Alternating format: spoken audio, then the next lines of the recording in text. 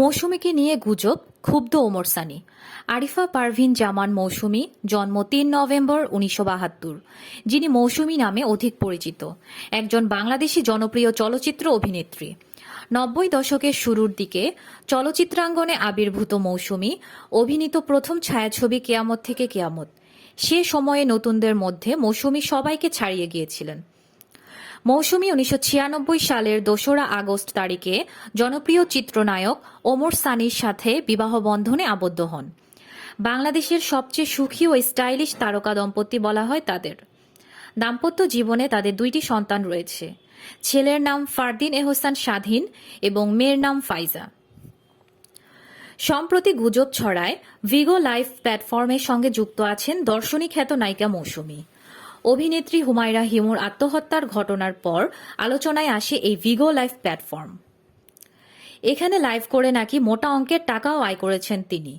গত ২ দিন ধরে বিষয়টি ব্যাপকভাবে ছড়িয়ে পড়েছে নেট দুনিয়ায়। মৌসুমীকে নিয়ে এমন গুজবের প্রচণ্ড ক্ষুব্ধ তার স্বামী ও ৯০ দশকের জনপ্রিয় নায়ক ওমর সানি। তিনি ফেসবুকে এক পোস্টে লেখেন, কবে ভিগো লাইভ করেছে মৌসুমী? প্রমাণ দিতে হবে। তার কোনোদিন ভিগো আইডি ছিল না।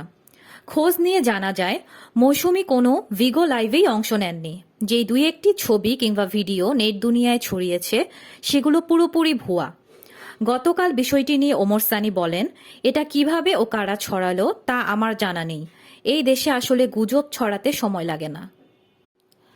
কেন ছড়ায় সেটাও বোধগম্য নয়। এই প্রশ্নের আসলে কোনো উত্তর নেই।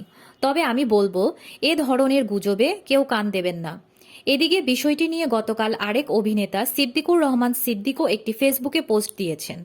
সেখানে তিনি বলেন, বাংলাদেশের কিছু কিছু ইউটিউবার ব্লগারদের বলছি, আপনারা এমন কোনো কাজ করবেন না যাতে করে মানুষের সম্পর্কের টানাপোড়েন ঘটে।